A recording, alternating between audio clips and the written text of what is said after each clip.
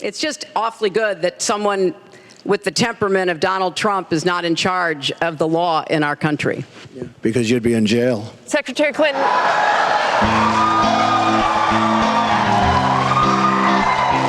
We want to remind the audience to please not...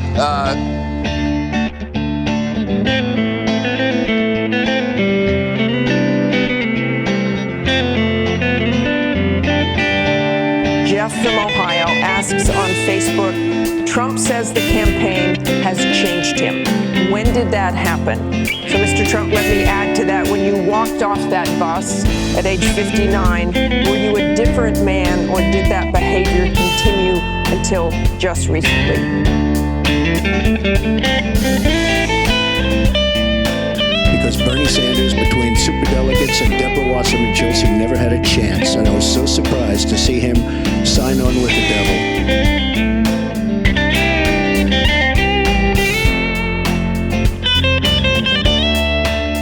Welcome to episode 57 of Grace and Steel.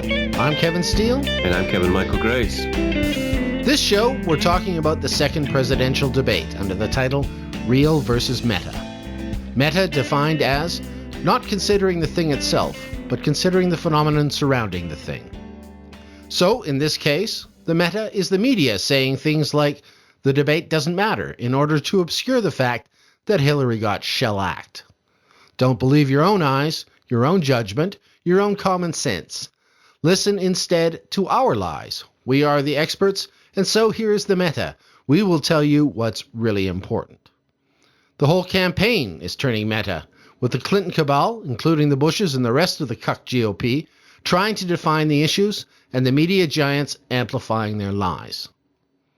But to start, once again, as with the last debate, we're going to rate this second contest on the 10-point must system, where the winner is given 10 points, and the loser is rated under that.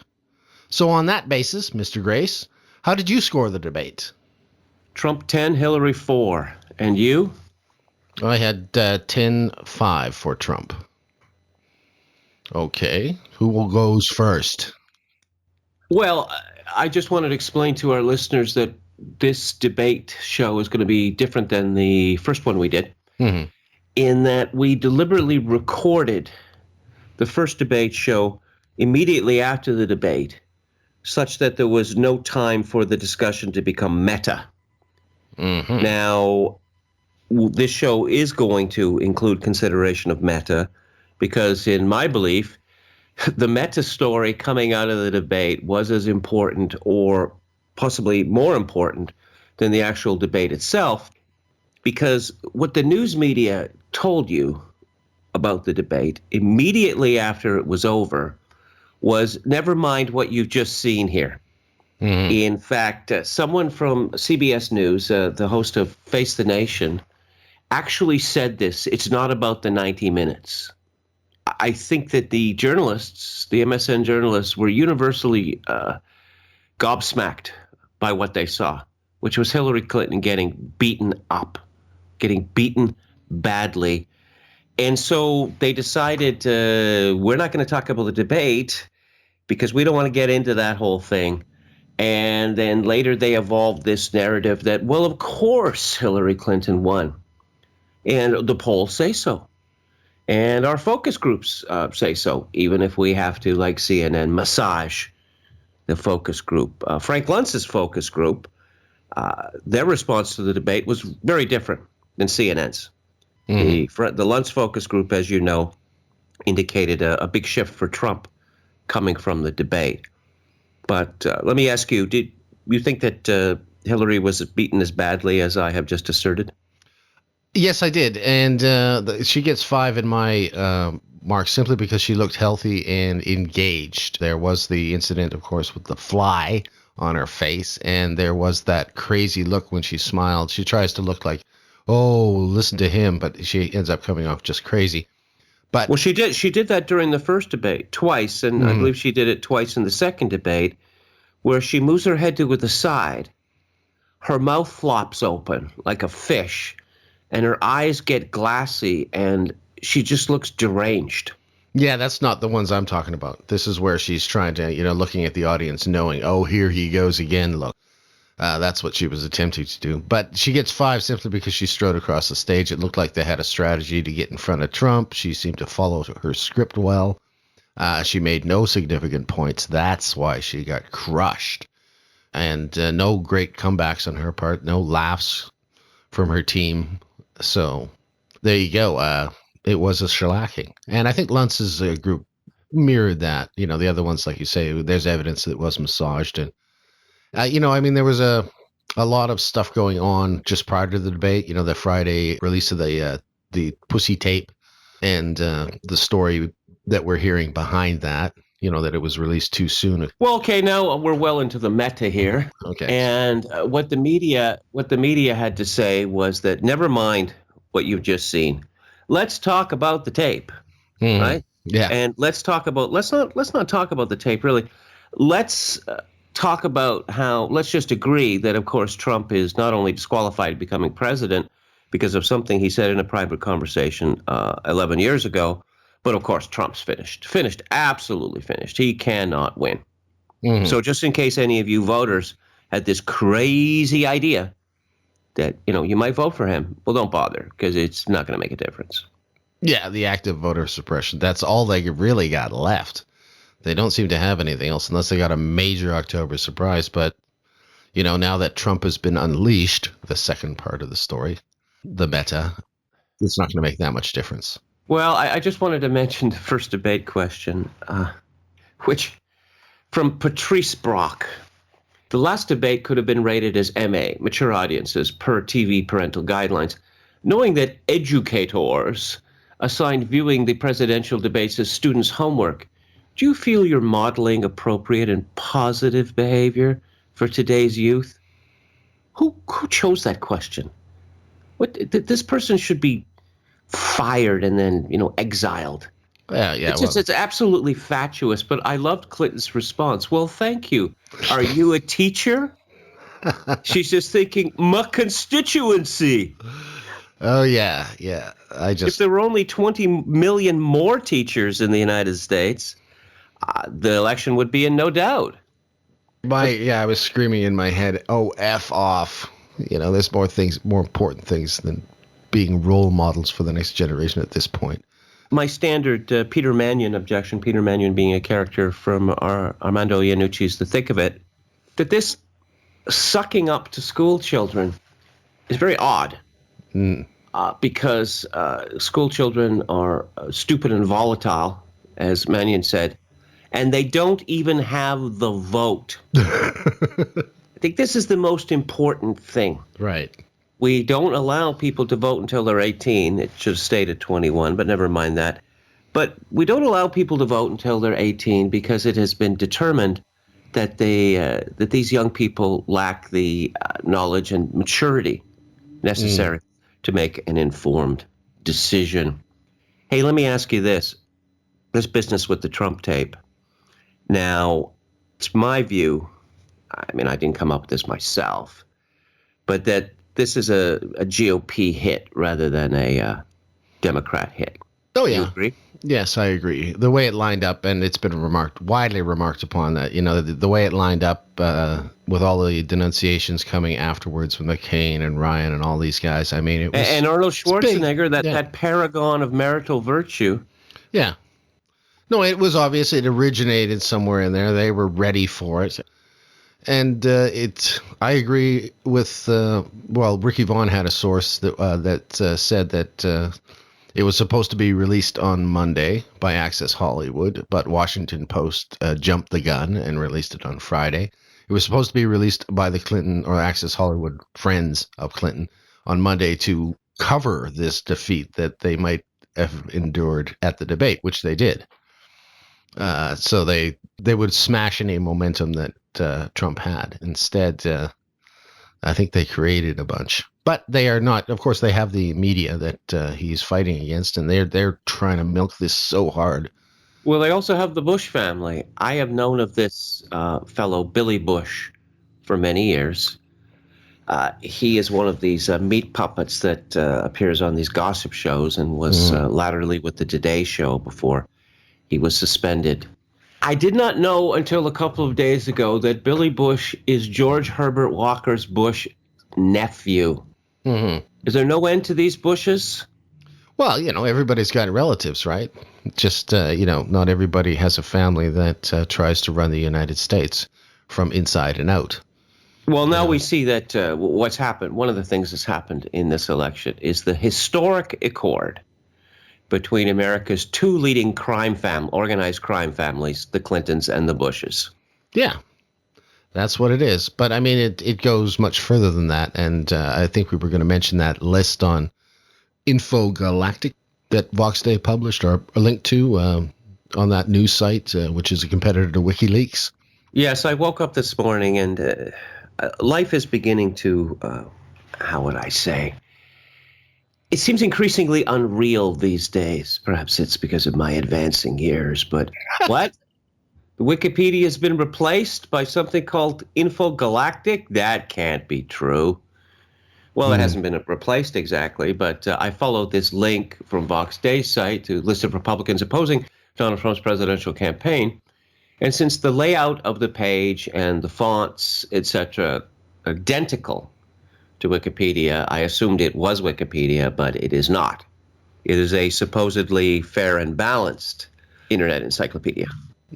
Well, it's at least a competitor anyway, and that's part of this whole, let's develop platforms, alternative platforms to the ones that are censoring. So good thing. But anyways, there was that list, and that list I think is controlled by the Bush family, and obviously are friends of the Clinton family by the amount of endorsements they have. And when we say the Clinton family, we are talking about their donors as well, right?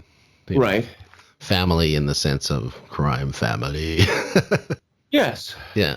So the Corleones and the Barzinis. Yeah. So this is a major part of the story that Trump has been unleashed by this tape that was released. And anyways, you were going to go on about Billy? You had No, I'm just, when the denunciations, the ritual denunciations started coming through, a couple of my favorites, at NPC, they pointed this out, that Jeb Bush, he got on his high horse and he mentioned his granddaughters. And, wait a minute, NPC pointed out, don't you have a daughter? And they ran two pictures of this wreck of a woman. I believe her name is Noelle. Yeah. But I suppose if poor Noelle found out about this, she wouldn't be too happy. But the denunciation by Arnold Schwarzenegger. This guy stooped the maid, slept with the help in his wife's bed repeatedly after she had gone to work in the morning. Yeah. Oh yes, gasp, locker room. Oh, and then produced a child from this union with the maid. Yeah. Oh, but the best, really. I mean, the best went to the NFL BSers and all the other sports BSers that were saying, "Oh, we don't talk like this in the locker room." Okay, whatever. Maybe you don't. Who cares what you talk about? It's an expression that's been used since the beginning of time, locker room talk. So, just push off here. We don't really need your opinions in it. I don't know. What are they talking about in the locker rooms these days? The Dow Jones average? Well, I don't know. They have cameras in the locker room and women walking through. Are they talking about the latest season of Walking Dead? Yeah, they've allowed female reporters into the locker room, and that changes men's behavior because they talk differently. But, I worked at a construction site, right? I have to say this, that I hesitate to use this term rape culture. But if you're looking for actual rape culture in the United States, the NFL is a good place to look. Yeah. But again, it's all about the pretense, right? And I was about to finish off by saying, I worked on a construction site. And yes, I think sites, I should say. And I know how men talk. And, just take this issue and shove it up your butts, because this is not an issue. As Vox Day basically said, the two issues are immigration and this war with Russia that Clinton and her followers seem to want to get on. That's major stuff. Whether Trump respects women or not, who cares? Okay, I'll mention this, that, apparently Trump's view of women, the most important thing, according to the media, The fact that Hillary Clinton mentioned establishing a no-fly zone in Syria, which is a threat of war with Russia, which is a country which has nuclear weapons, lots of them, and a large army. Well, that's not important. We're not going to go into that, right? I suppose few people have noticed this, that, these people who run the world now, the generation, Hillary Clinton's generation, they are exactly the same people who were in the streets in the late 1960s shouting, hey, hey, LBJ, how many kids did you kill today? And I wondered for many years why it was that these peaceniks, as they used to be called, have now become ferocious warmongers. Well, I think the reason for that, in retrospect, it's rather obvious, which is they weren't in charge back in the 60s. Now they are in charge. Yes, but they prefer clean drone strikes. Nobody in the plane, drop the bombs and fly away. Well, I don't suppose that anyone is going to be swayed one way or the other by, my thoughts on military strategy. But I will say this, and I think it's important. Since Vietnam, the United States has won a series of wars. Now, there's one thing common to all the countries that the United States won these wars against, that they were not in a position to, or decided not to fight back against the United States. I would suggest there's a reason that the United States has not gone to war against Iran, because Iran does have the capability and the willingness to fight back. And that is even more true of Russia. I mean, what we're talking about here is insane. Oh, that apparently not a sparrow falls to the ground anywhere in the world without Vladimir Putin being responsible.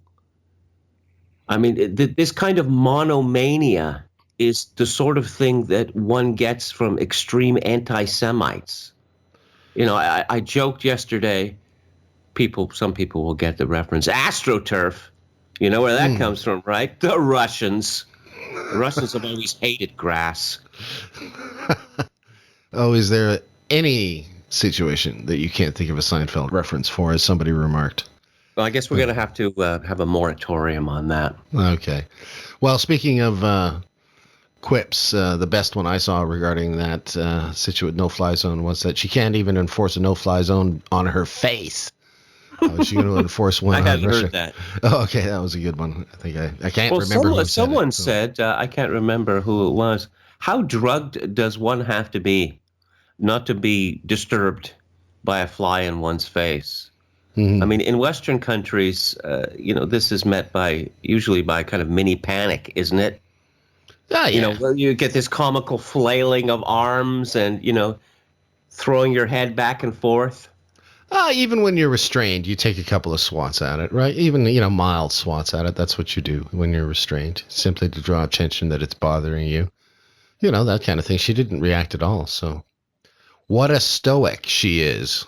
Yeah, that's one way of putting it. Stone stoic. Yes. Yet she, like I say, she managed to stay somewhat coherent throughout this debate, and that's why she gets the 5 from me. But that's a high mark, and it's interesting. Last time I gave her, one more than you, and here I did again. And folks, we didn't set this up, so. No, I would give her 4 because there was no elevator scene from The Shining. And she appeared compos mentis, apart from the fly incident. I think that her talk about the Trump not paying taxes, I think that's nonsense because, the way that the income tax system works is if you don't have any income as defined by our rules, not your rules, you don't pay income tax. But to a lot of people, the idea that a man as rich as Trump has gone all these years without paying income tax, I think it hurts him a little bit with a segment of the population. Right. So that's why I gave her the 4. I gave her the 5. I mean, I would almost deduct the point and be equivalent with your 4 because of that whole nonsense that she gave out about, what's your strategy? Arm the Kurds and do this and that. And, I was thinking, well, she's rattling off a few things. Of course, we find out from the Podesta emails that she said the same thing much earlier, and that this probably originates from Sidney Blumenthal anyway. So she was just rattling off Blumenthal's talking points, I doubt if she has any idea what to do there. But I should also mention that we haven't mentioned the moderators yet, and this Martha Radatz, she was comical on that whole thing when she was hammering Trump on, what's your strategy? Oh, my favorite Martha Radatz moment was when Trump was mocking the Obama administration for telegraphing its tactics. And why are you telling these people that we're going to be occupying this city in 3 weeks' time? Because that gives the bad guys, the leaders of the bad guys, the time to flee. And Raditz jumped in, visibly angry, and said something like, military leaders, often have reasons for doing this. Oh, yeah, that's good. Yeah. Yeah. She must have somebody in the military, some friend that's, like a captain or whatever. But, so people can pull out civilians and things like that. Okay. So the civilians leave and the bad guys leave, and we just end up bombing an empty town. All right. Well, no, that said, it's my view that the moderation of the second debate was far superior to that of the first. Well, Anderson Cooper, man, he just kept his head down the whole time. It was like he did not want to be there, it seemed.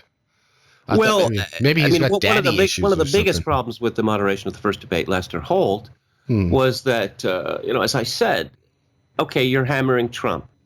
All right, sure. Why aren't you hammering Hillary? Because, there's a lot to hammer her with. Now, the moderators got in a number of shots at Hillary this time around, second time around. Sure. Well, that's because the gaps were so obvious last time, so. But yeah, I didn't think Anderson Cooper was particularly effective. He, like I say, kept his head down and he left the attacking to Martha. And I don't think she was particularly effective. And Trump was ready for them, he was quite willing to take what, any attacks they made on him and turn them into paydays, right? Simply by, it's me against the world kind of thing, or just overriding him. So Raditz is a typical Hillary woman. I mean, perhaps there's only one type, and they resemble Hillary herself. Right. Which is, they both seem like, you remember that, perhaps I said this before, I'll say it again. You remember that grade 11 social studies teacher that you hated? Remember her? Yeah. Okay. That's Hillary Clinton, and that's Martha Raditz. Right. Yeah. I think that as a man, you're looking at this through a male lens. Oh, what does that mean? What's wrong with you, lady? And you're never letting me forget. You're never letting me forget that you have life and death power over me. Well, that is to say, you can flunk me if I don't fall in line. Right. Yeah. What the whole body language of the debate was quite interesting, because I had the impression, that Trump was striding around. He was in the background when Hillary was talking. He was walking back and forth, and it reminded me like a caged lion, where a rabbit's just been dropped into his cage. He can't believe his luck, and he's walking back and forth and just getting ready to pick his moment, right? And the rabbit's just sitting there chewing on grass. Well, it's an old debater. It's an old debater's trick, and we've seen it in presidential debates before. The idea is to dominate the physical space and to dominate your opponent physically. Yeah. Yeah, notwithstanding the fact that this is old hat, Sarah Silverman, the alleged comedian and self-admitted bedwetter, almost burst into tears observing this. Oh, really? Yes. Oh, I did not know that. Okay. A bully. He's a bully. He just can't stop being a bully. Oh, yeah, and Trump's brought bullying back. It's called the Trump effect. That's just Anybody absolutely shouted at being triggered is, now considered a bully, I guess. Well, do you seen Sam Hyde's TV show World Peace? No, I haven't seen that, actually. I admit it. I haven't seen it. Well, there's a great bit where he plays a news correspondent, and the deal is that the schools are finally admitting that bullying is good. Mm-hmm. That it enforces a social order, and it knocks some sense into these people who would otherwise be useless as adults.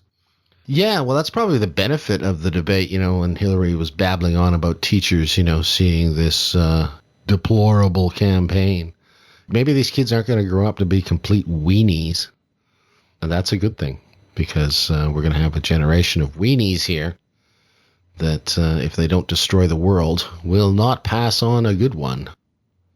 So it'll take some steel in the spine to, I don't know, make things better, I guess. Well, what do you think of the Trump turning the debate on its head vis-a-vis, you want to talk about sex? You want to talk about sexual behavior? Let's talk about your husband. I mean, that great, again, another one of these rickrolls of his, where, I want to talk about the Trump tape, come to a news conference before the debate, and there they were, Bill Clinton's rape victims. Yeah. By the way, Salon Magazine seemed to have spent at least, 3 days explaining why that didn't work. Do tell. Oh, it just didn't, it didn't resonate. That's not the important thing, because, he's simply trying to divert from his treatment of women, right? That kind of thing. So that's these people suffer from reporter's disease, as I've called it. Oh, yeah. And, there's a tendency for everybody who's obsessed with this, as obsessed as we are, to suffer from this ailment. Oh, yes, these unsubstantiated allegations against Bill Clinton. Well, they are sick to death of this. A large portion of the American population is probably hearing these allegations for the first time. Also, the Americans are being reminded of what the Clinton presidency was like, where this just never stopped. Mm-hmm.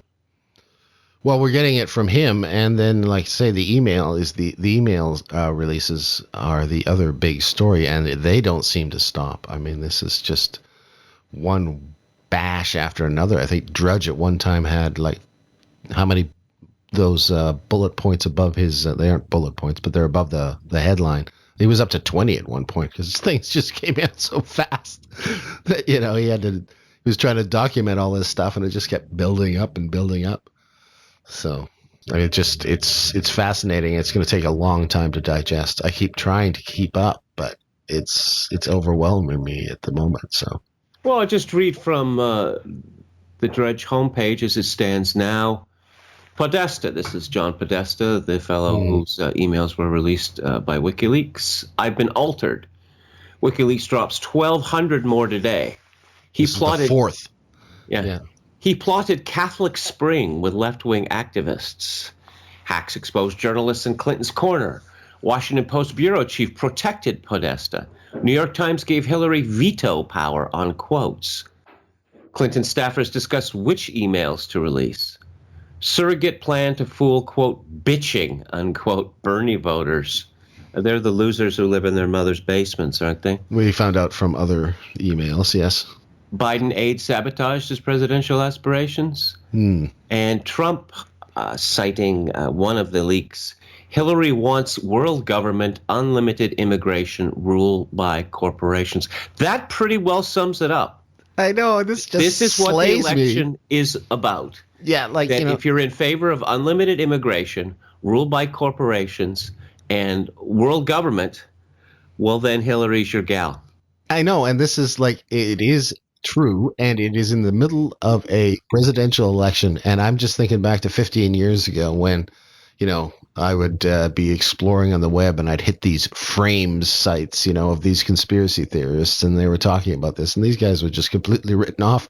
And now, oh, look, that's exactly what they want. And I am just doubled over with laughter when I see this stuff. I don't know. What that Hillary admits that Saudi Arabia and Oman are two of the biggest sources of funding for world terrorism. But of course, that didn't stop her from accepting, $50 million plus from them. Well, she's a bit like Mother Teresa, isn't she? How so?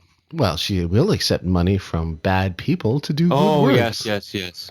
That's because there's a kind of transubstantiation of the money that occurs after Hillary gets her mitts on it. Nothing worse, though, than this theft from Haiti. This is just despicable. They're profiting from this misery. I don't suppose I can go too hard on it because I've always suspected Canadians of doing the same. That hasn't been proven, of course, but I have. Didn't we send the RCMP there to instruct them about how to be good policemen? Yes, we did. Actually, we lost a guy over there, Bork, during the chaos. But anyways, yes, I've always suspected of, some building shenanigans over there by the amount of structures that came tumbling down during the... Look, God helps those who helps themselves, and the Haitians are hopeless. Mhm. This is a country, when you look at the amount of money and time and years that have been put into helping it, making it better, this is a country that was literally at its founding consecrated to the devil. So I wouldn't expect much amelioration to occur. Yeah, but using it as a way to profit yourself, that seems particularly nasty. Isn't that what aid is all about? Well, usually we blame it on, banana republics and, African dictators, right? But apparently it's something that we do well as well. Anyways. No, but I mean, it mostly ends up as, in effect, political gifts to well-connected engineering and construction firms, correct? Correct, yeah. But my suspicion is that, a lot of this is deficient as well, and they skim a lot of profits that way. But that's as far as I can go with that accusation. I kind of base it on what happened here in the reserve system, where they were handing out money to build things, and, they just put up clapboard shacks and charged full price for them kind of thing. But that's about as far as I can go there. Oh, well, what else? Well, what else is happening? Yes, I like this. Hillary campaign losing patience with bill rape protesters. They are everywhere. Mm-hmm. Yes. Now, I mean, a singularity may be achieved if the Clinton rape protesters and the creepy clowns become one thing. Yeah. I think we will have, this will announce the beginning of the end times. Mm-hmm. Yeah. Well, I noticed that, they are apparently infiltrating a lot of Clinton rallies. The other thing I noticed that the Clinton people are doing now, they seem to have caught on to the fact that people are noticing that nobody goes to her rallies, and they're starting to bus in students, more students, and promising extra credits for students if they go to Clinton rallies, and they're exaggerating the numbers. One I saw, they were claiming it was 18,000. They showed a picture, and obviously it was about 3,000. So they were bumping the number up. So yeah, they're definitely I think they're in panic mode in terms of the enthusiasm gap. Anyway. Well, I mean, we have this alternative election, which is being presided over by the MSN. Right. And it's difficult to speak about because it is so monstrous what's going on. Believe your lying eyes or us? Yeah. Well, yeah. I mean, we're seeing a new kind of corporatism here. The Hillary campaign, the MSM, and the globalists, that they are engaged in the construction of a new permanent government. And, people always say this, but, this is the most important election of our lifetime. Well, this is the most important because this may be the last chance that anyone gets to say no to this new permanent government. Right. Yeah. Well, I think that the new permanent government is in place already. It's this, all of a sudden there was an accidental challenge to it. And that's what they're facing right here. They let this get out of control. And as somebody remarked somewhere, again, it was in a forum somewhere, the elite will never let this happen again. This was a mistake. This one slipped out of their grasp, and it'll never happen again. But, there's... Well, I mean, there's this talk about how Trump making, meta talk about Trump making a strategic mistake by cornering Hillary over the bill rape accusations. Of course, one could say that Hillary's done the same thing with Trump. Mm-hmm. And that was my major takeaway from the debate, which is angry Trump is focused Trump. Mm-hmm. I complained about the first debate where, for quite a large portion of it, Trump was just babbling on about God knows what. Mm-hmm. There was very little babbling from him. this time. Yeah. I think in this debate, you saw the difference in the candidates most strikingly with the last question, where that guy stood up and said, "Can you say something nice about each other?" And Who's choosing these questions? again, teachers, grade 3 teachers across America, obviously. But her answer, of course, was his. She complimented his children. She didn't compliment him. She said, "Well, it's your children," and I guess that's a credit to him. So I guess it's a compliment in that way. It may be in more of a compliment than she intended, because he's raising a decent next generation. But he nailed her by saying she's a fighter, and she is a fighter. I mean, you got to give her that. This is one bloody knockdown, and I'm really looking forward to the next debate, because how's that going to go? Well, it was a fine backhanded compliment, because in effect he was calling her a vampire. Apparently she's unkillable. Is that how you took it? Yes. Okay. Well, I thought it was a pretty honest assessment, I mean, he does admire fighters, and she is not going down. I mean, she got through that whole debate. Half of us were expecting her head to explode. The other half were expecting her to faint.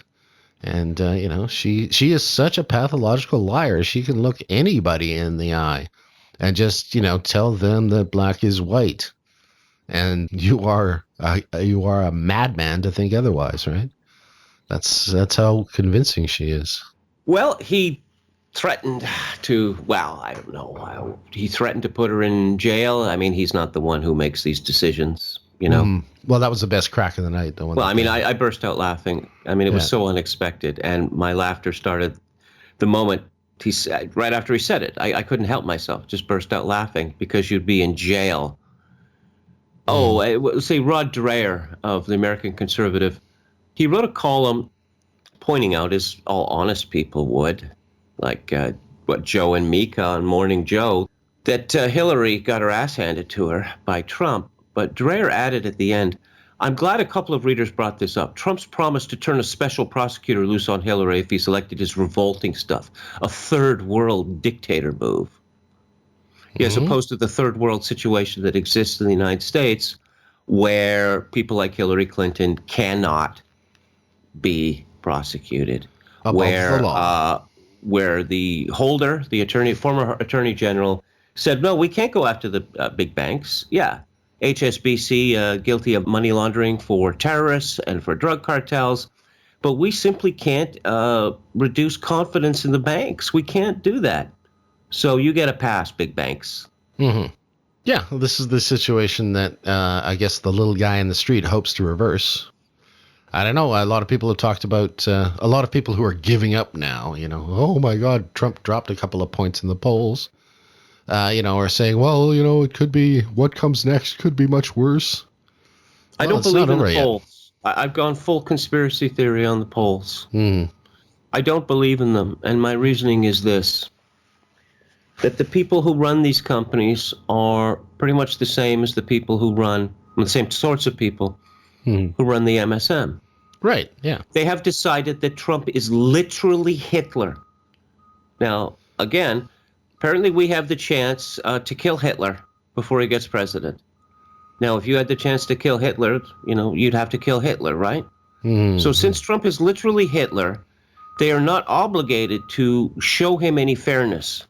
Yeah. And so I think it behooves us to discount 100% everything that they say. It might be.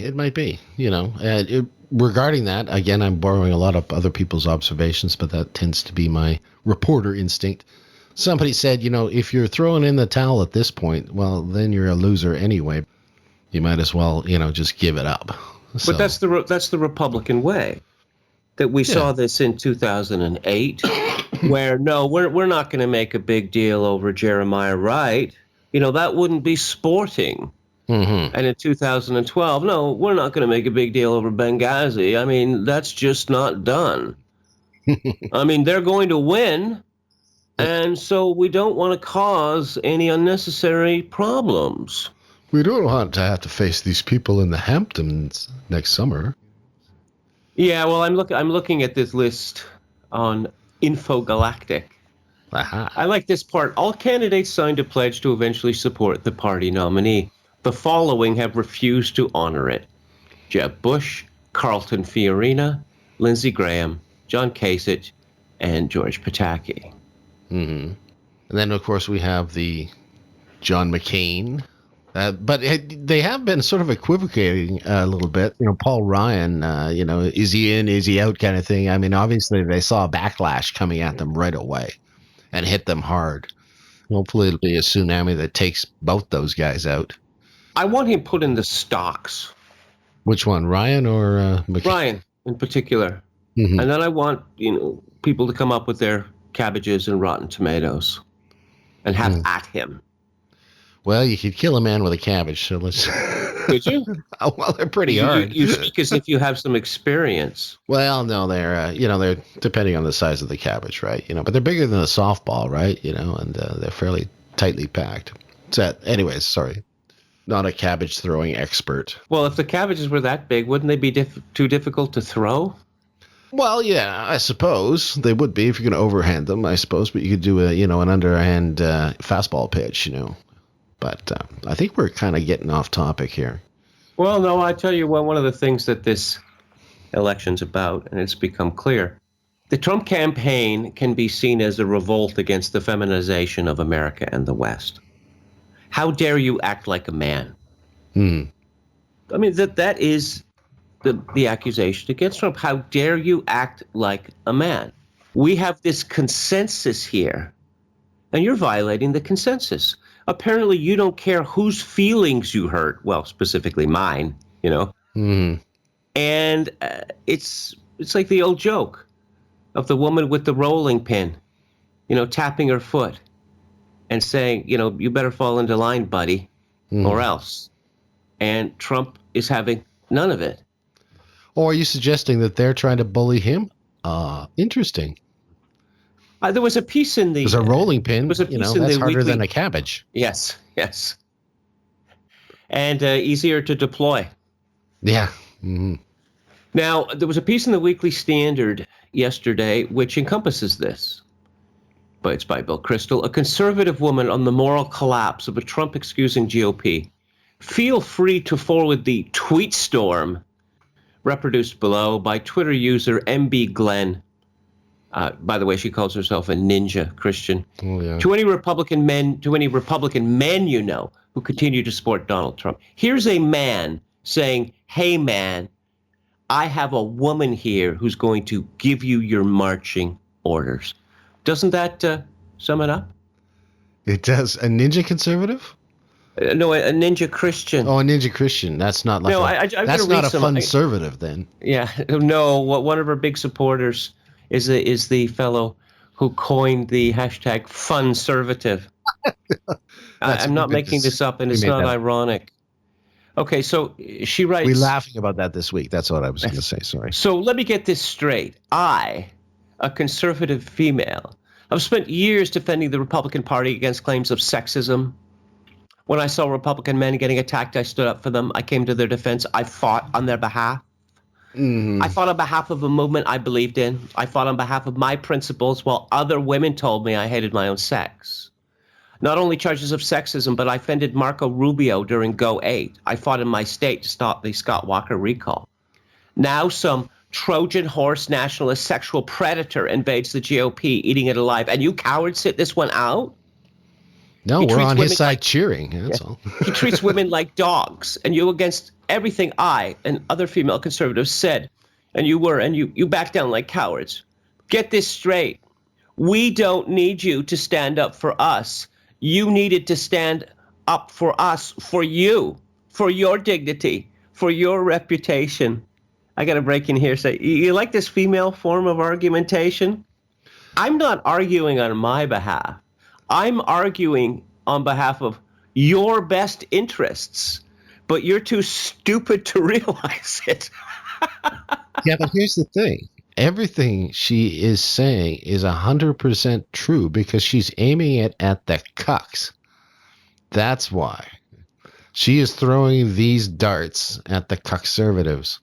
And of course they're going to feel it because, she's accusing them of not being men, and that's what they are. They're not men. I'm going to read a few more here. I'm so done. SOOO. If you can't stand up for women and unendorse this piece of human garbage, you deserve every charge of sexism thrown at you. Charge. I'm just one woman. You won't even notice my lack of presence at rallies, fair booths, etc. You won't really care that I'm offended by your silence and your inability to take a stand. But one by one, you'll watch more women like me go, and you'll watch men of actual character follow us through the door. And what you'll be left with are the corrupt masses that foam at the mouth every time you step outside the lines. Why do I imagine, Bill Kristol calling in a certain female editor, into his office, having her read that, and then him tapping a pencil and saying, well, does it sound like a woman? That sounds like some women. Well, he just wrote it himself. I don't want to go. I bet you. I don't want to. What do they call it? MRA, or what's the group called? Men's rights. This whole. I don't Men's hate rights women. Advocates. Yeah. I don't hate women. I hate a certain type of woman who has become prominent in public life, and Mary Beth MB Glenn is an exemplar of that. I have had my feelings hurt as a woman. Therefore, there is no longer any discussion. And now you will do as I say, and you will be grateful to do it. Yeah, well, okay, there you go. Like I say, and Trump stands against this. Mm-hmm. This idea. I don't think he stands against it. He just walks right over it. Like if it's irrelevant, he still has to keep the women in his life on side, and they are very much of their generation. But he basically, if it's not true, he just walks right past it or over it. So. Good women like to see their men enjoying themselves. Bad women, and I'm sure you'll notice this, are personally offended when they see men enjoying themselves. Yeah. And this has largely been integrated into our culture. Do you see that man over there? He's just enjoying himself far too much. I can only imagine what he's talking about. Mm-hmm. He's talking about us. Grabbing pussy. Yeah. No. It's just the idea that women like Mary Beth Glenn have this bizarre idea that when men get together to have fun, they spend their time bitching about wives like Mary Beth Glenn, and they don't. And in case any women don't know this, I'll let them in on a secret. When men get together to have fun, fun does not include talking about the things that makes them miserable. No, they're more apt to have some locker room talk, and then maybe some sports talk, and maybe some talk about wood turning. Yeah. Okay. Yeah, what kind of tools did you get down at Canadian Tire? Yeah. No, but I mean, this idea that Mary Beth Glenn wants us to believe that she's made some sort of personal sacrifice here. That she was a conservative, even though she's a woman. Now, this has been a miraculous, if you will, result of Trump's candidacy, that the cucks, the male cucks, and their female enablers or dominators have self-deported from the American right. Isn't that marvelous? Mm-hmm. It is, actually. It is why this infogalactic list is so marvelous to look at. It's deep and long, and it's there permanently, and it can be referred to and checked up on in case you're wondering where someone's coming from. You can just check the list. Check it twice. Yeah, and especially pay attention to those people on the list who have actually endorsed Hillary Clinton. Yeah. Hillary Clinton is evil. There is no other word appropriate. Mm-hmm. Evil. And they're endorsing her. Why? Because they want to blow up the world? I mean, you notice during the debate, I thought the neoconservatives watching the debate were getting dangerously excited when she started talking about the Kurds and the Peshmerga and Baghdadi, Oh, the Middle East. Oh, blowing up the Middle East. Oh, our new mujahideen. Mm-hmm. Yeah, because that worked out so well the first time, didn't it? First time? It's been a few times, isn't it? Oh, yeah. Well, as Trump said, we go in there and we back these rebels who turn out to be worse than what we're fighting. Mm-hmm. Well, that's what he said. You don't even know who these rebels are. I thought that was the freaking nastiest dig of the evening. Just kind of went by. But, he's telling this Secretary of State, who can't even remember what happened during her term, by the way. Well, she did suffer brain damage, Yeah, I know. But that whole red line thing, that lapse of her memory there, I thought was particularly telling. Well, for those people who take that sort of point scoring seriously, that was a big loss for her. Because, of course, she remembers the names of everyone who appeared at any one of the thousands of meetings she attended as Secretary of State. And she's going to tell us about every single one of them. And it turns out that she doesn't remember that the red line, the line of death, or whatever, actually was promulgated when she was part of the Obama administration. Yeah, that was like, 3 short years ago or something like that, 4 years ago. And it was a pretty important event. And the fact is, she made such a point of it and called for fact-checking of it, right? Oh, yes. Save me, fact checkers. Save me! Instead, they threw a lead anchor for that one. Oh, I have to mention this about fact-checking. That NBC went full retard. That Trump said that the Hillary team had acid-washed some emails. And NBC News pointed out that no corrosive chemical was used. It was a program called Bleach Bit. Bleach is corrosive. I mean, let's not explicate this. Let's not even point out that bleach is corrosive, right? That's why it has the scary warnings on the bottle, right? Yeah. But no, Trump was using a metaphor. He didn't use the literal name of the program that was used to permanently delete emails. And so we've caught him out in another lie. Intrepid fact checkers. Yeah, I know. The whole fact checking thing, the whole Snopes style, if you will. This is another thing that is not going to survive this election. And I couldn't be happier. Yeah, goodbye, Snopes. You'll be around, but just sort of drifting with the dust after this. At any rate. Another thing that's going to happen, I mean, it's clear that this must happen, is that the news organizations, they're going to be broken on a wheel. Mm-hmm. Yeah. They've given Trump no choice. That's true. That's true. And the thing is, it's all been confirmed with these Podesta emails. It's not like, we have to suspect or add things up, right? Look how many questions they asked Trump and how many times they interrupted Hillary, and things like that. You don't have to do that. You've got it all written out in the emails, so pretty hard evidence there. Well, they're all part of the same side. It's not even the same side. They're all part of the same organization. And it's this new form of corporatism that I mentioned. Mm-hmm. Yeah. But people in the media don't see themselves as reporters, journalists. They see themselves now as part of the group that's running the world. And they are running the world. You know, did you see that picture of Aleppo boy? Well, that means that we must have a war with Russia. I mean, who would argue such a thing? The media does, though. Mm-hmm. Regularly. I mean, it worked with that Alan Kurdi boy on the beach who was posed on the beach, right? Mm-hmm. Best effect. And his name was changed. He was given this Celtic name, Alan. Yeah, a lot of Syrians out there with Scottish names. Mm-hmm. Old Al, just call me Al. Yeah, but I mean, it worked that time. Mm-hmm. It worked that time, so now they've trotted out Aleppo boy, notwithstanding that this was a stitch-up job that Al-Qaeda was responsible for. Yes, I did see that. I didn't want to jump in because I wasn't 100% sure, but I have read a fair bit about it now that it looks like it was definitely a posy situation as well.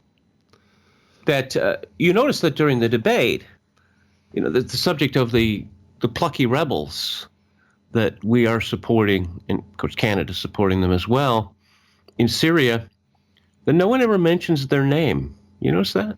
Yeah, of course. Yeah. No one ever mentions their name. Now, I suppose there has to be a reason for that, doesn't there? Well, I know it. The reason is that al-Nusra. Okay, let me look up al-Nusra. Oh, wait a minute. This is Al-Qaeda. Why are we supporting Al-Qaeda? I know the world's a fast-moving place, but Al-Qaeda, aren't they the bad guys? Didn't they blow up America on 9/11? Mm-hmm. And we're supporting them in Syria? Why? Why would we be doing that? Because Syria supported us? I'm not sure. Well, yes, because Syria actually came to America's aid after 9/11, and this is their payback? Yeah. Well, foreign policy, definitely not. Well, it's so very complicated. One needs a supreme intelligence like Hillary Clinton to get these things to make sense, right? Yeah, that's right. So we are looking at answering the question right now. I'm going to put you on the spot. What do you think of these debates? Are they necessary? Should they be scrapped? People talk about them all the time. The format needs to be changed, blah, blah, blah, kind of a distraction from the substance of the thing. I'll say what I think first. They are a great focal point for drama before and afterwards. Everything kind of funnels into them and then shoots out from the base afterwards. And so I think no matter what they do, they got to have these debates because it's just, it's great to have them on stage and then disperse into the world. Well, when Trump becomes president, they're not going to occur as they have this year. Mm-hmm. The Commission on Presidential Debates is not going to exist. Or if it exists, it's not going to be recognized by Trump. If he's president, he doesn't have to take part in any debates. Mm-hmm. And, we've seen how well he can handle himself in a debate. But this idea that the MSM, who are his sworn enemies, are in fact serve as prosecutors during this supposedly neutral process. Mm-hmm. No, there are other people who could be employed. One suggestion that I heard is, well, if we need balance, we can have a team of moderators, 2 pro-Hillary, 2 pro-Trump, Right, yeah. And, the candidates can pick their own surrogates as moderators. They're seconds. Because this phony objectivity simply supports the new corporatism. Mm-hmm. But, yes, I must mention this. Anderson Cooper posing as the guarantor of sexual morality. As John Jr. used to say, pass the sick bag, Alice. Yeah. Did you see what Artie Lang had to say about the debate? No. He said that, I'm not saying that the media has an agenda, but Trump was the only person on that stage without a husband. Oh, yeah. Well done. On that note, he also said, I got to add one more. Okay. He also said it is not news when a fly lands on bullshit. Okay, so good quips. Good quips. You looking forward to the next debate?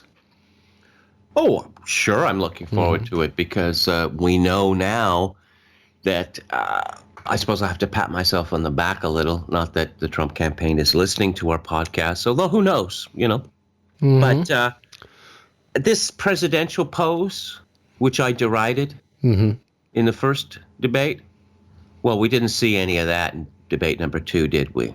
No. We didn't see any of this. I'm going to be the better man, Mm-hmm. No. We didn't see any of that. Oh, okay. Once again, you're fighting evil, pure evil. So react accordingly. Right. Well, I just want to point out, you don't know this, but I checked our stats on the last podcast, and it turns out that the city that's listening to us the most this week is, for the first time ever, Washington, D.C. Well. So if the Trump campaign's not listening to us, well, Maybe the CIA is. No. I don't know who's listening to us in Washington, but welcome to the show. Yes, welcome. Take your shoes off. That's right. Make yourself comfortable. We do a great Christmas show that has no politics in it. Yes. Y'all come back now, you hear? Indeed, and with that, we are going to call an end to this episode 57 of Grace and Steel. Once again, I'd like to thank the alt-right supporter who goes by the Twitter handle Rival Thoughts, who provided our theme music for this show. For those of you who enjoy our regular theme, written by yours truly, don't worry, it'll be back. But Rival Thoughts continues to create new music, in this case the song titled Mr. Rival's Opus, and he offers this music to other alt-right podcasters for use free of charge.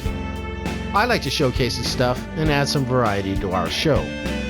If you have a podcast or are thinking of starting one, reach out and contact Rival Thoughts through his Twitter account, and he can help you out by letting you use one of his ready-made themes or helping you with one of your own. So, Rival Thoughts will play us out. I'm Kevin Steele. And I'm Kevin Michael Grace.